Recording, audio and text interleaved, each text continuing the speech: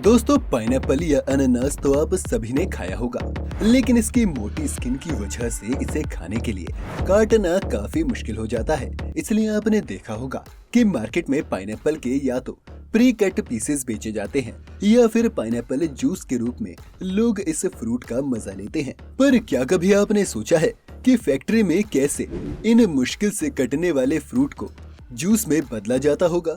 अगर नहीं तो आज की वीडियो खास आपके लिए है। पाइनएप्पल जूस और उससे जुड़ी बाकी सभी फैक्ट्री प्रोसेस को जानने के लिए बने रहिए हमारे साथ वीडियो के अंत तक।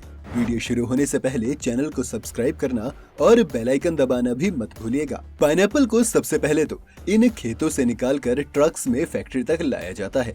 फैक्ट्री में इन ट्रक्स के अनलोड होने के बाद सबसे पहला काम होता है इन पाइनएप्पल्स को धोना, जिसके लिए एक कन्वेयर बेल्ट पर चलते हुए इनके ऊपर पानी डाला जाता है।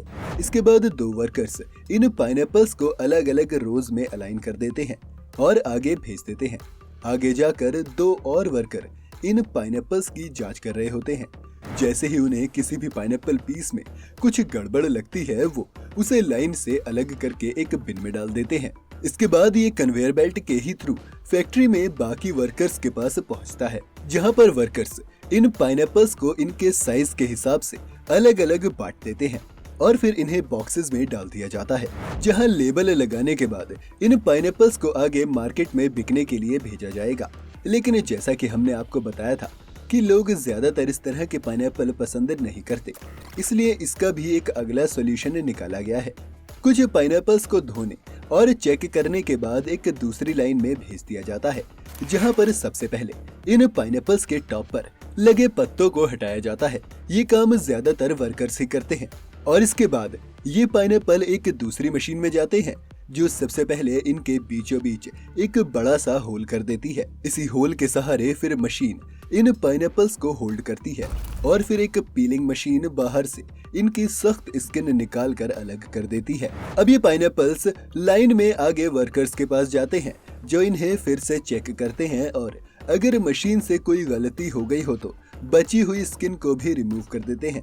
इसके बाद ये पाइनएप्पल्स स्लाइसर मशीन में भेजे जाते हैं, जहां इन सिलेंड्रिकल पाइनएप्पल्स को अब छोटे छोटे सर्कुलर पीसेस में काट दिया जाएगा। इन पाइनएप्पल स्लाइसेस को फिर आगे भेजा जाता है और इनका सामना फिर एक कटर मशीन से होता है, जो इन स्लाइसेस को और भी छोटे पीसेस में काट देती है। इसके बाद इन्हें टिन या एल्यूमिनियम के बॉक्सेस में रखकर आगे पैकेजिंग के लिए भेज दिया जाता है, जहां पर पैक होने के बाद पहले तो इन बॉक्सेस को पानी से डिसइंफेक्ट किया जाता है और फिर इन्हें लेबल लगाकर मार्केट में बिकने के लिए आगे भेज दिया जाता है। ये तो हो गई पाइनएप्पल्स को अलग अलग तरह से पैक करने की प्रोसेस। अब देखते हैं कि कैसे फैक्ट्री में इन्हीं पाइनएप्पल्स से जूस बनाया जाता है।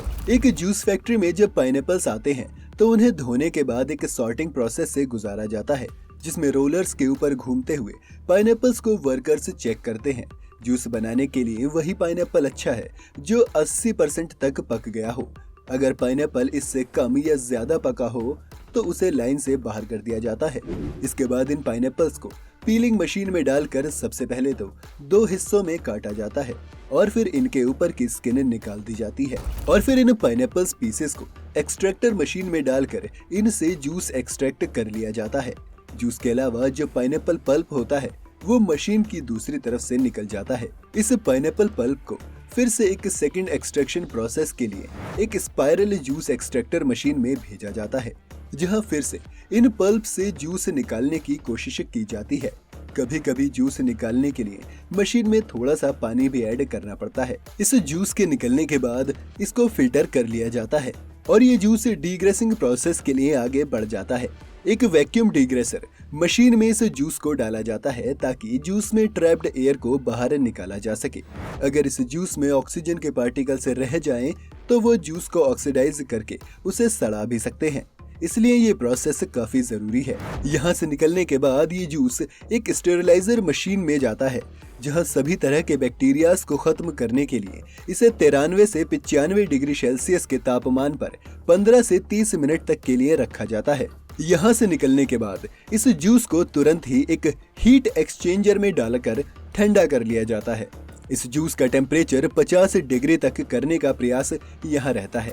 जूस को इस तरह गर्म करने के बाद ठंडा करने की प्रोसेस को पेस्चुराइजेशन भी कहते हैं। इससे जूस के बैक्टीरियाज मरने के साथ साथ जूस की शेल्फ लाइफ में भी फर्क पड़ता है। यहाँ से कुछ जूस को बड़े बड़े स्टोरेज टैंक्स में स्टोर कर लिया जाता है ताकि जब सीजन्स ना हो तब भी पाइनएप्पल जूस लोगों को मिल सके और बाकी का जूस पैकेजिंग के लिए आगे भेज दिया जाता है। इन स्टोरेज टैंक्स में रहने के कारण ज्यादातर जूस अपना टेस्ट खो देते हैं और फिर से पाइनएप्पल जैसा टेस्ट देने के लिए इसमें एक्स्ट्रा फ्लेवर डाला जाता है। इसी फ्लेवर की वजह से आप नेचुरल पाइनएप्पल जूस और फैक्ट्री मेड पाइनएप्पल जूस पीते हैं तो आपको फर्क नजर आता है। स्टोरेज टैंक्स से ये जूस आगे पैकेजिंग के लिए जाता है जहां पहले से ही स्टेरिलाइज्ड बॉटल और टेट्रा पैक्स इनके लिए तैयार रखे गए हैं। एक ऑटोमेटेड प्रोसेस के थ्रू इस जूस को इन कंटेनर्स में भर दिया जाता है और आखिर में ये दुनिया भर में डिस्ट्रीब्यूट होने के लिए फैक्ट्री से निकल पड़ते हैं। तो दोस्तों आपने देखा कि कैसे पाइनएप्पल्स को सुपरमार्केट के लिए पैक किया जाता है, फिर हमने आपको इसकी कटिंग प्रोसेस दिखाई और आखिर में आपने ये भी देखा कि कैसे पाइनएप्पल जूस फैक्ट्री में बनाया जाता है। उम्मीद है इस वीडियो से आपने जरूर कुछ सीखा होगा। आप अगली वीडियो किस बारे में देखना चाहते हैं आप हमें कमेंट में बता सकते हैं। वीडियो पसंद आई हो तो वीडियो को लाइक करें और जाते जाते चैनल को सब्सक्राइब करना भी ना भूलें।